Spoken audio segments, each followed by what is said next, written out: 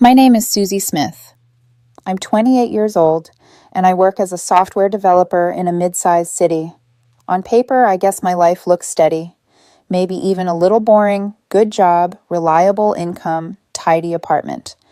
But if you rewind 3 years, you'd see a completely different version of me, one who believed love meant giving, sacrificing, bending myself to make someone else's dreams possible. That someone was Eugene. I met him at a friend's barbecue on a summer evening. He stood out immediately, confident, ambitious, always talking about marketing strategies and networking opportunities like the world was one big stage waiting for him to perform. I was quieter, the one who preferred coding projects over small talk, but he noticed me. Eugene had this way of making you feel like the most important person in the room when his attention landed on you. And that night, it landed squarely on me. He said he admired my stability, that while he thrived on spontaneity, he needed someone grounded, someone who could remind him of the bigger picture when his ideas ran wild. Back then, I thought it was balance. I thought opposites attracting meant we could fill in each other's missing pieces. One thing we bonded over instantly was travel. Eugene had this obsession with Europe-Paris for the romance, Rome for the history, Florence for the beauty. I'd never traveled far. My family couldn't afford those luxuries, but Eugene painted pictures so vivid that I started to want it too. We'd sit up late scrolling through Instagram accounts of couples standing in front of the Eiffel Tower laughing, holding hands. He'd say, "That's going to be us someday," and I believed him. So I made it happen. I started freelancing in the evenings, taking on brutal debugging projects until 2 a.m. Sometimes I skipped dinners out with friends just to save more. Even canceled my gym membership. Every extra dollar went into our Europe fund. By the end of a year, we had everything lined up. Flights booked, hotels reserved an itinerary. So detailed, Eugene joked, it was like a military operation. But I didn't care. It felt like proof of love. Proof that we were building something real. Or at least I thought we were. The last few months before the trip, Eugene started drifting. He'd go out to networking happy hours, coming home late with vague stories. His phone was practically glued to his hand. I'd catch glimpses of his smile when a notification popped up, but when I asked, he'd brush it off. Work stuff, babe. You wouldn't get it. It's all about connections. I wanted to believe him. I really did. Then there were the motivational quotes he kept posting online. Focus on yourself. Growth is everything. Don't let anyone hold you back. I thought he was just stressed trying to psych himself up. I even bought him a self-help book one Christmas. He thanked me, kissed my forehead, and tucked it into his drawer where it collected dust. But beneath the surface, I felt it a widening gap. I remember last Christmas vividly. I gave him a necklace I had custom-made engraved with the coordinates of the park where we had our first date. He smiled, hugged me, said it was sweet. He wore it once, then it disappeared into his nightstand buried under receipts and cables. Meanwhile, I was the one planning anniversaries, booking surprise dinners, keeping us alive. I told myself relationships had ups and downs, that it was just a phase. Then came the night that shattered everything. Eugene was in the shower, humming to himself while his phone buzzed on the coffee table. Normally, I'd never look. I believed in trust. But the screen kept lighting up over and over, and something inside me snapped. I picked it up. The preview read, "Can't wait to see you again. Last night was fire." It was from Sophie. My stomach dropped. Sophie. I knew the name she was at those networking events. I unlocked the phone. We'd shared passwords ages ago, back when trust was a given. What I saw made my chest tighten like a vice. Weeks of flirty messages. Eugene writing things like, "You make me feel alive again," and Sophie replying, "You deserve better than routine." Routine, that was me. Stability. When he came out of the bathroom, towel around his waist, steam clinging to his skin, I was sitting there with his phone in my hand. I didn't yell. I didn't throw the phone at him. I just asked quietly, "Eugene, what's going on?" For a split second, his face shifted from relaxed to cornered. But then instead of guilt or panic, he sighed, as if I'd interrupted his evening. "Susie, I think we should take a break," he said, tone casual, like he was ordering coffee. "I need to focus on myself right now." I blinked at him. "A break? You've been seeing Sophie. Don't insult me." He rolled his eyes. Actually rolled them. "Oh, come on. Don't be dramatic. Sophie's just a friend helping me with my career. We vibe. You and I. You're stable, sure. But you're predictable, Susie. Work, home, repeat. I can't breathe in this routine anymore." My throat burned. "So all the nights I stayed up helping you." covering your rent when you were out of work. The trip we saved for, that's predictable to you. He shrugged. We can reschedule. Or you can go alone if you're that set on it. Honestly, space will be good for us. You'll thank me later. I felt like I'd been punched in the chest. He was twisting everything, turning my loyalty into a flaw. I stood up slowly, keys in hand. If it's space you want, I'll give you all the space you need. His eyes widened. Maybe he expected me to cry to beg. Wait, just like that. You're not even going to fight for this. What's there to fight for? I said quietly. You've already left. And then I walked out. That night I blocked him on everything: phone, social media, email. No explanations. No farewell message. Just silence. The next morning I logged into our travel account, changed the reservations, and claimed the Europe trip for myself. If Eugene needed focus, I'd help by removing myself entirely. But as I shut my laptop that morning, suitcase waiting by the door, one thought echoed in my head. This isn't an ending. This is the beginning of something I can't yet see. The flight to Paris felt like exile. I sat by the window, watching clouds pass like silent judges, each one reminding me of what this trip was supposed to be. I imagined Eugene in the empty seat beside me, holding my hand, whispering how this adventure would change us forever. Instead, the seatbelt buckle glinted cold and unused. When the plane landed, Paris was everything Eugene had promised: romantic streets, golden lights, the scent of pastries drifting from corner cafes. But instead of magic, all I felt was hollowness. Every landmark was a ghost of what should have been. The first morning, I wandered along the Seine with a coffee that went cold in my hands. Lovers strolled by, arms intertwined, laughter, bubbling like champagne.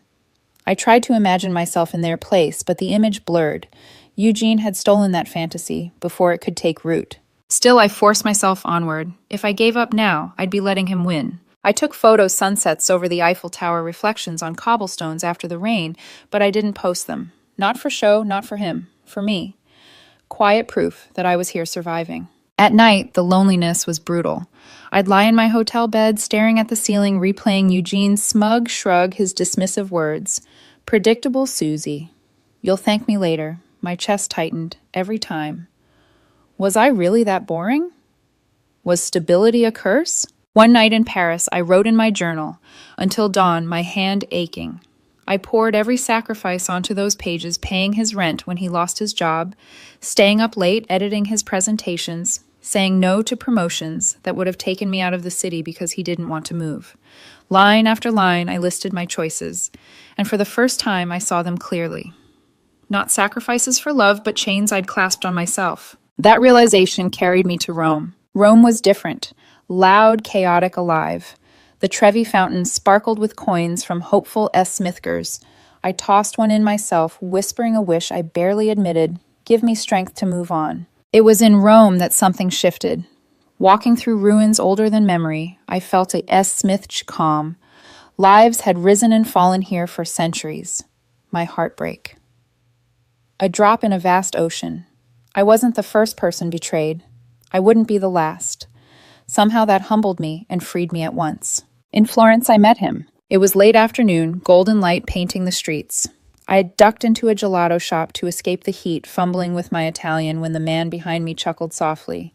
Here, he said in accented English, you'll want the pistachio. It's the best. His name was Tom, a graphic designer from Spain traveling through Italy for inspiration. He had easy eyes, the kind that smiled before his lips did, and an energy that didn't try to dazzle but invited you in. We talked about art, about travel, about what it meant to start over. I didn't mention Eugene, not yet, but Tom didn't pry. He just listened, offered stories of his own. He told me about a heartbreak years ago that pushed him to leave home and chase new horizons. His voice was calm, steady, like he understood silence as much as words. We shared gelato, then parted ways with a casual, maybe I'll see you around. And though it seemed small, I carried that encounter with me like a seed. By Amsterdam, I was different. I rented a bike and pedaled along canals, hair flying in the wind, no one to keep pace with but myself. I laughed, really laughed, for the first time in months when I nearly tipped into the water after a clumsy turn. A local helped me steady, and instead of blushing with shame, I laughed harder. I started to journal not about Eugene, but about me, the foods I tried without his picky vetoes, the S. Smithgers I met in hostels, the freedom of choosing my own pace, my own path. Each word was a thread weaving a new identity, not Susie who sacrificed, but Susie who lived. There were still nights when I cried when the weight of betrayal pressed against my ribs like a stone, but even those tears felt different. Cleansing, like washing Eugene's voice out of my head drop by drop. The turning point came one morning in Florence, weeks after that gelato shop. I opened my phone to check the time and saw an unread email. It was from Eugene, a new account since I'd blocked his old one. The subject line, "Miss you." I stared at it, heart thudding. My thumb hovered. Then, with a calm I didn't expect, I deleted it. No hesitation, no need to read his excuses. That was when I realized I didn't need closure from him. I was writing my own. By the time my return flight touched down, I wasn't healed completely. Scars take time. But I was stronger. My suitcase was full of trinkets, my journal. Heavy with stories, my heart bruised, but beating with a rhythm that was entirely mine. As I stepped out into the arrivals hall, the world felt different, lighter. Eugene had wanted space. I had given him all the space in the world. And in that space, I had found myself. Little did I know the story was only beginning, and the universe wasn't done testing me. Coming back felt smithch. After weeks of roaming foreign streets, my city looked both familiar and foreign. The same skyline I'd seen every day now shimmered with a subtle difference. Or maybe it was me who had changed. I dragged my suitcase into my small apartment, quiet, modest, but mine. For the first time, the silence didn't feel oppressive. It felt like space to breathe. The first morning back, I sat at my desk and opened my laptop. Work emails had piled up, deadlines waited, but instead of dread, I felt possibility. Europe had planted seeds. Every cathedral, every cafe conversation, every train ride had sparked ideas. I sketched out a project I'd been dreaming about, an app for solo travelers, built to help people like me find their footing when they felt lost. Late nights used to mean helping Eugene polish his presentations, scrolling through his Instagram drafts, fixing the captions he couldn't word right. Now those hours belonged to me. Coffee in hand, code glowing on my screen, I worked until dawn, but this time the exhaustion was sweet. Weeks passed, and something remarkable happened. My manager noticed the prototype I'd quietly built. She pushed it up the ladder, and soon I was invited to present to the company.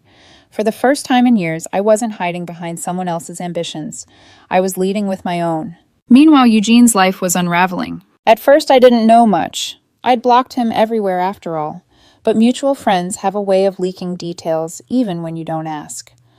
Over drinks one night, a colleague sighed and said, "You heard about Eugene, right? Sophie ditched him.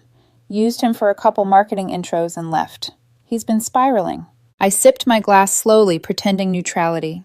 Inside, a S. Smith G mix churned sadness for what we once had, vindication for what he'd done, and something like release. Karma had sharp edges, and he was feeling them now. I never gloated. I never reached out. I didn't even stalk his profiles.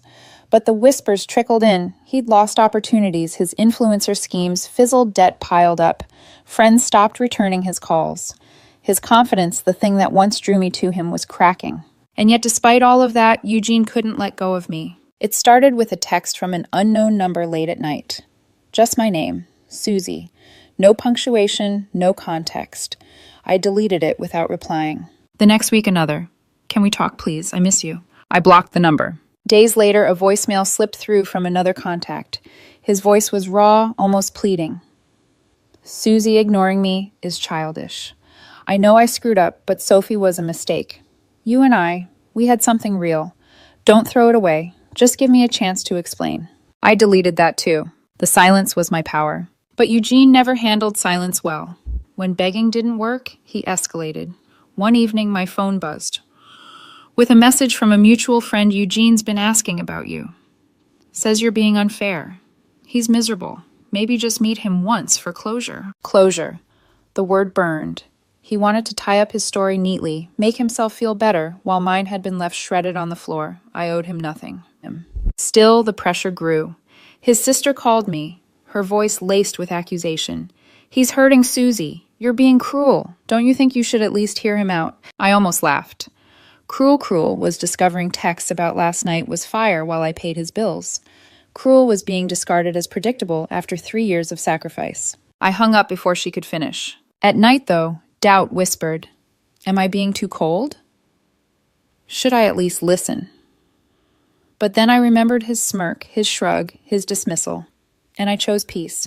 Because while he was unraveling, I was growing. I joined a gym again, not for his approval, but for my strength. I started therapy, peeling back layers I'd buried under his needs. I reconnected with friends I'd neglected, laughing until my cheeks hurt. And then there was Tom. He'd messaged me out of the blue one evening. Hey, gelato girl. Still coding at midnight. I smiled at the screen longer than I meant to. We began talking about books, travel, little things that made us laugh. He never pushed, never demanded, just offered warmth like sunlight filtering through blinds. Eugene, meanwhile, grew more desperate.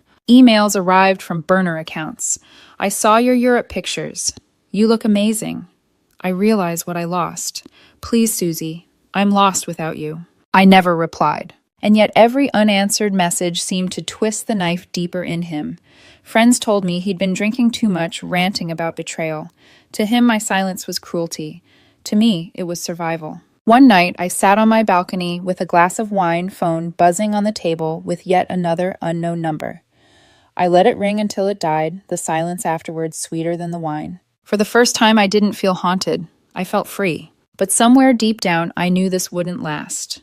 Eugene was not the kind of man to fade quietly. A storm was coming, and sooner or later, I'd have to face it. The messages didn't stop, they multiplied. At first, Eugene's words carried the weight of regret. I'm sorry. I was stupid. Sophie meant nothing. You're the only one who ever believed in me.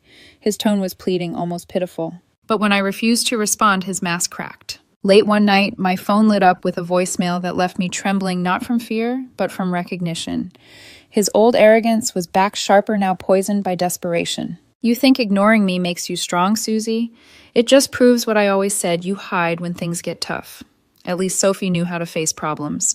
You run. That's why you'll end up alone. I sat there, phone buzzing in my hand, the city lights flickering outside my window. 3 years of loyalty rewritten in his mouth as cowardice. My silence wasn't weakness, it was survival. But Eugene would never see that. The next day, another message came. His words swung wildly from guilt to rage, like a pendulum crashing back and forth. Please, I need you. I can't eat, can't sleep. Just call me 1 minute, that's all I'm asking. Then, hours later, how dare you ghost me like this after everything I gave you? You're proving me right. Predictable, boring, heartless. Sophie was a mistake, but at least she wasn't ice cold like you. Every word only confirmed what I already knew. Eugene hadn't changed. He wasn't sorry. He was angry that I'd stopped being his safety net. And still the world around me kept opening. At work, my app idea blossomed. The company greenlit it for development, and for the first time in years, I was in meetings where my voice mattered. My coworkers looked at me with respect, not as someone's plus one, but as a creator in my own right. In therapy, I learned to untangle the knots of guilt Eugene had tied around me. My therapist leaned back one session and said, Susie, you're not cruel. You're enforcing boundaries. He just doesn't like them. That sentence burned itself into my chest like truth finally spoken aloud. And then there was Tom. He slipped into my life quietly like sunlight sneaking through blinds in the morning. Our chats became daily, then nightly. We laughed about travel mishaps, shared favorite songs, swapped photos of small joys, his sketchbook filled with street scenes, my cat curled in a laundry basket. One evening, he asked, Do you ever regret going to Europe alone? I thought about it swirling wine in my glass. No, I regret who I planned it with, but not going. It saved me. He smiled softly, even through the screen. Then maybe it was meant to be. You went looking for memories with him, but you found yourself instead. It startled me how much I wanted to believe him. Meanwhile, Eugene's attempts turned more theatrical. He showed up at a cafe I frequented, waiting at a corner table. When I walked in, his eyes lit up with relief like a starving man spotting food. Susie, he stood arms open. Finally. My stomach dropped, but I held my ground. Eugene. You shouldn't be here. He tried to laugh it off. Come on, don't be like that. Just sit with me. 10 minutes. We can talk. I looked at him, really looked. His once polished hair was unkempt shirt, wrinkled eyes, bloodshot. He was unraveling. But pity is not love. I don't owe you a conversation, I said, voice steady. Please respect that. The cafe went quiet around us. A couple at the next table glanced up, sensing the tension. Eugene's smile faltered, anger flickering beneath. You think you're better than me now because you took a trip without me, because you're playing with your little coding projects. Susie, you're nothing without me. You know that, right? The words were meant to wound, but they bounced off. He didn't know me anymore. I walked out, leaving him frozen in place. The bell over the cafe door chimed like punctuation, full stop. That night I cried, not because I wanted him back, but because I finally realized how small he had become. The man I once loved was gone, replaced by bitterness. Tom called me an hour later, sensing something in my text. His voice was gentle. Rough day. I nodded, tears wetting my pillow. He cornered me, said I'm nothing without him. There was silence on the line. Then Tom said firmly, "People who fear losing control say things like that. But Susie, you are more than enough. You always were." And for the first time, I believed it. But deep down, I knew Eugene wasn't finished. His pride couldn't handle defeat, and fate was about to throw us into the same room whether I wanted it or not. The invitation sat on my desk for weeks. Sarah and Michael. September 12th. A small, elegant wedding for two of our closest mutual friends. I almost declined. The thought of walking into that hall knowing Eugene would be there turned my stomach. But then I asked myself, why should I hide? Why should I let him dictate which rooms I enter? So I RSVP'd yes. The morning of the wedding, I stood in front of the mirror, fastening pearl earrings, smoothing the silk dress that shimmered in the light. My reflection startled me. I wasn't the Susie who had once begged for Eugene's scraps of affection. I was someone new, steady, luminous, unshaken. Tom arrived at my door with a smile that settled every nerve. He wore a charcoal suit tie, slightly loosened, holding a small bouquet. "For you," he said softly, handing me pale pink roses. "Tom," I whispered, touched. "They're beautiful." He looked at me like I was something worth celebrating. "So are you." The ceremony was intimate candlelight flickering against white roses lining the aisle. As Sarah walked toward Michael, her smile radiant, I felt tears prick my eyes, not from longing but from hope. Love like this still existed. It just hadn't been mine with Eugene. At the reception, laughter and music filled the hall. I was leaning into conversation with Tom when I felt that familiar, suffocating gaze. I turned. Eugene stood across the room, clutching a glass too tightly, eyes fixed on me like prey. His suit hung loose on his frame, hair messy. The confident charm I once admired reduced to a brittle facade. For a moment, the air between us froze. Then, like a man desperate for oxygen, he cut through the crowd and reached me. "Susie," he said, voice rough, almost breaking. "Please, just give me a second." Tom shifted beside me, protective but calm. I gave him a small nod. I needed to face this. We stepped aside to a quiet corner, the hum of music muffled behind us. Eugene's hands trembled as he set his drink down. "You look incredible," he said, eyes flickering over me like he couldn't believe it. "I've missed you every day. Sophie, she destroyed me, used me, left me with nothing." "I was wrong, Susie. God, I was so wrong. But we can fix this. We can start over." I studied him. The same man who once rolled his eyes at my devotion, who called me predictable like it was an insult, now stood begging broken. "Eugene," I said quietly, "you didn't lose me because of Sophie. You lost me because you chose to throw me away. That was your decision. And this," I gestured between us, "this is the consequence." He shook his head violently. No, you don't mean that. We were good together. You were my rock. I need you back." "Please, Susie, I don't have anyone else." For a heartbeat, guilt twisted in my chest. 3 years of memories of shared dreams of nights we whispered plans into the dark. But then I remembered the text, the shrug, the smirk when he told me I was holding him back. I steadied my breath. "You're right, you don't have anyone else. But that's not my burden to carry anymore." His eyes welled, desperation leaking through cracks of anger. "You're cruel. Blocking me, ignoring me, letting me spiral. How could you? After everything I gave you. This is how you repay me." Something inside me snapped, not in rage, but in clarity. "You didn't give me everything," I said firmly. "You took everything. My time, my sacrifices, my trust. And when it no longer entertained you, you called it boring. You called me boring. But Eugene, look at me now. I'm not boring. I'm free." Silence stretched between us, heavy as stone. And then, as if scripted by fate, Tom appeared. He slipped his arm through mine, his presence calm, steady, grounding. "Everything all right here?" he asked gently, eyes flicking to Eugene without malice, only quiet authority. Eugene's face crumpled. He saw it, the reversal. The woman he once dismissed now stood beside someone who valued her, someone who didn't need tearing down to feel tall. Who is he? Eugene demanded, voice cracking. I met his gaze without flinching. The man who reminds me I deserve better. The band struck up a lively tune, laughter spilling from the dance floor. Tom squeezed my hand, whispering, "Shall we?" I nodded. Together we stepped past Eugene, leaving him rooted in the corner, clutching an empty glass, eyes hollow. As Tom spun me into the light of the dance floor, my dress catching the glow of chandeliers, I felt something unshakable settle in my chest. This was my life now, mine to live, mine to protect. Eugene had no place in it. Across the room, he watched powerless as the music carried me further away. Months passed after the wedding, but the memory of that night stayed vivid. Not because of Eugene's desperate plea, but because of what came after the dance with Tom, the laughter, the realization that my story had shifted. For the first time in years, my days weren't defined by someone else's needs. They were mine. At work, my app launched to early success. Travelers were signing up, sharing stories of how it helped them feel less alone. Every notification felt like proof that my pain had been Smith's formed into something useful, something alive. My manager hinted at a promotion, but more than that, I felt respected, needed for who I was, not just what I could give away. In my personal life, Tom quietly became part of my rhythm. He didn't sweep in with grand declarations or demand my attention. He was simply there, steady, present, consistent.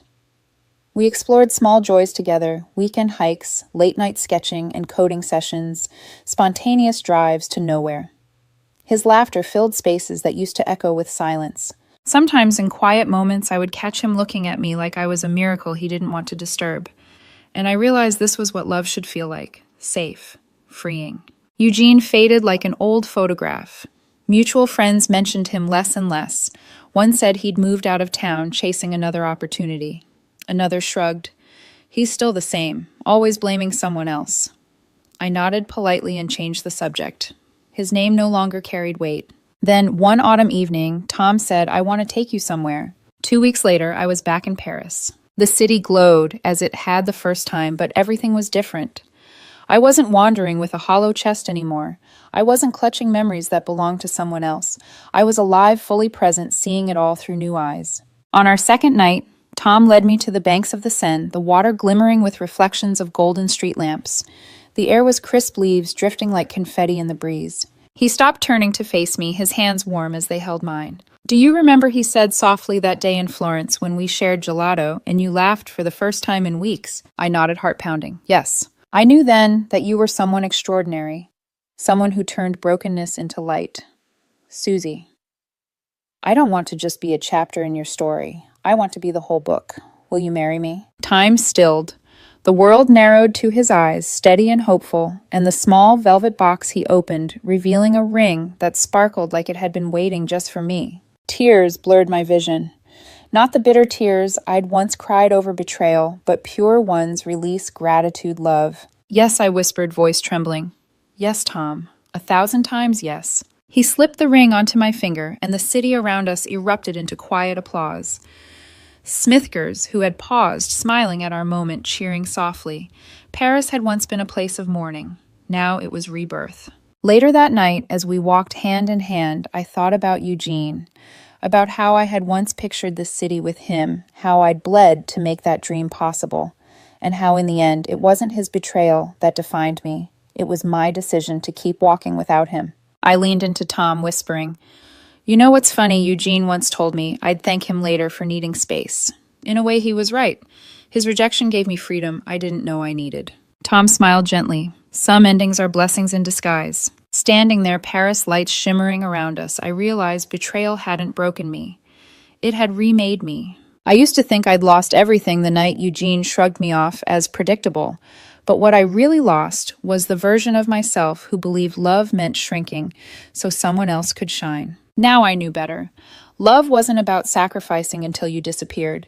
It was about standing beside someone who saw you fully and said, "Yes, as you are." As the Eiffel Tower glittered in the distance,